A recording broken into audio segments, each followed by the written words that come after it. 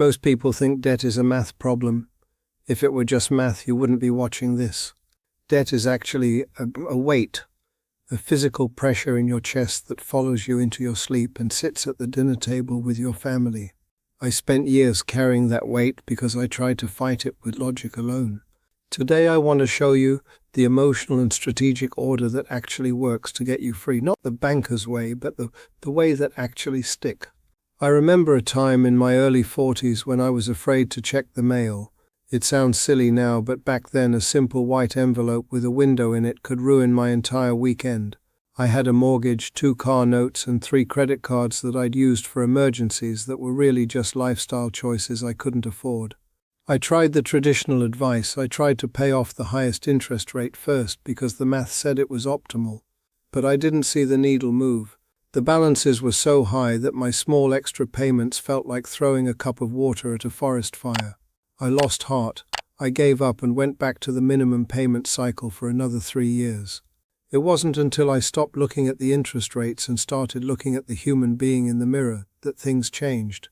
I realized that I didn't need a better calculator. I needed a win. I needed to see a balance hit 0 to believe it was possible. That realization changed the order of operations for me, and it's what finally cleared the deck so I could actually retire in peace. The reason most people stay in debt isn't that they don't pay enough, it's that they spread their fire too thin. Imagine trying to put out 5 small fires by throwing 1 pebble at each of them every day. Nothing happens, the fires keep burning. To get out of debt, you have to stop being fair to your creditors. You have to pick 1 fire and drown it with every spare cent you have while the others just simmer on the back burner. This is the order of operations. It's about concentrated force. If you divide your focus, you divide your results. Before you pay an extra penny toward your debt, you must have a survival buffer. Many people make the mistake of throwing all their extra cash at a credit card, only to have the car break down a week later.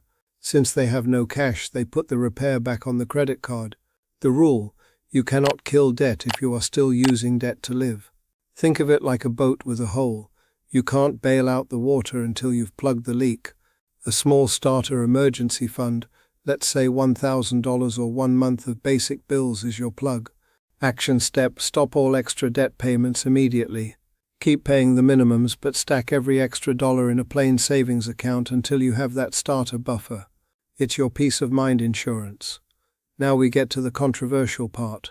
Should you pay the highest interest rate first or the smallest balance? The rule: focus on the smallest balance first, regardless of the interest rate. This is the debt snowball. If you have a $500 medical bill at 0% interest and a $5,000 credit card at 22%, the math says pay the credit card. But I'm telling you to kill that $500 bill first. Why? Because when that bill is gone, you have 1 less person calling you. You have 1 less minimum payment to worry about. You have a win. Action step: list every debt you owe from smallest balance to largest.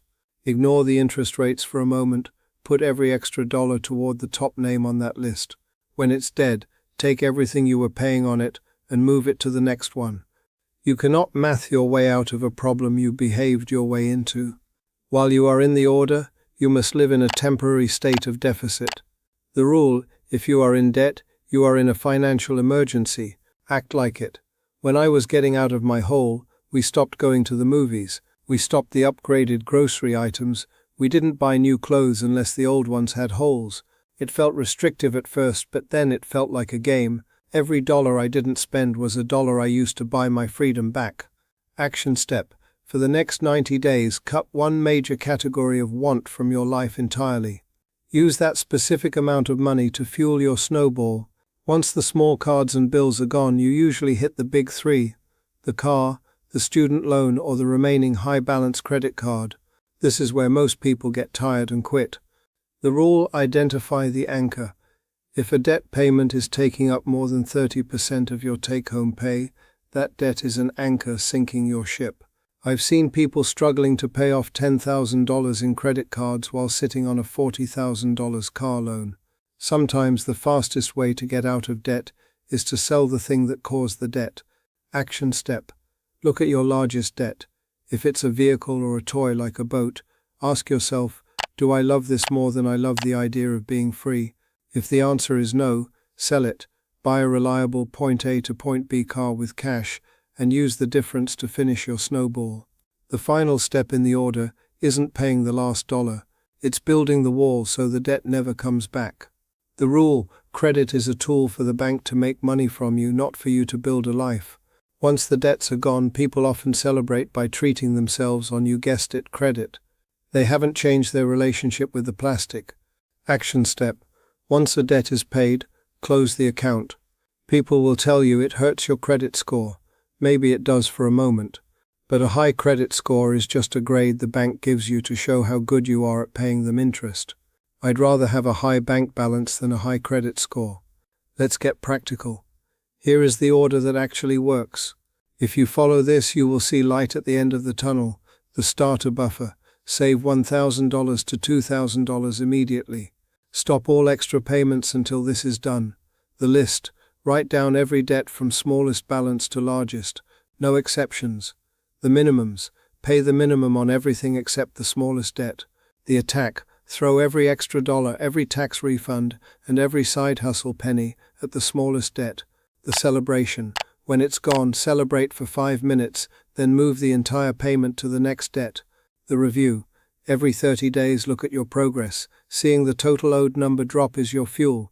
The anchor check: if a car or house payment is keeping you from progress, consider a radical change. The full fund: once the debts, except the mortgage, are gone, grow your $1,000 buffer into 6 months of living expenses.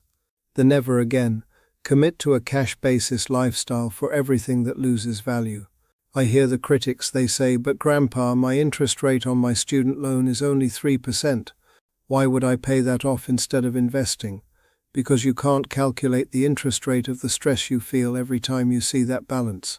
Being debt-free isn't a math equation, it's a freedom equation. 100% of the people who don't have a debt payment feel better than those who do. Some say, I don't have any extra money to start a snowball. Then we have an income problem or a lifestyle problem. You might need to work more hours or sell more things for a season. It's a temporary sacrifice for a permanent gain. I'd rather work hard for 2 years than be a slave for 40. And what about, I need my credit cards for the rewards points? No one ever got rich off 1% cash back while paying 20% interest. The banks didn't build those skyscrapers by giving away free money. They built them on the points you paid for in interest. This video is for education. I'm not promoting any platform or guaranteeing results. Debt payoff is hard work, and your results depend on your consistency. Consider talking to a qualified professional for your specific situation. I've lived on both sides of the ledger. I've lived with the weight, and I've lived with the lightness. I promise you the lightness is better. My question for you today is, which debt is the smallest one on your list right now? The one you're going to attack first? Tell me the amount in the comments. Don't be ashamed, being honest about it is the first step to killing it. If you want to walk this path toward a quieter, more stable life, subscribe and join us. We're all just trying to find our way home. Take care.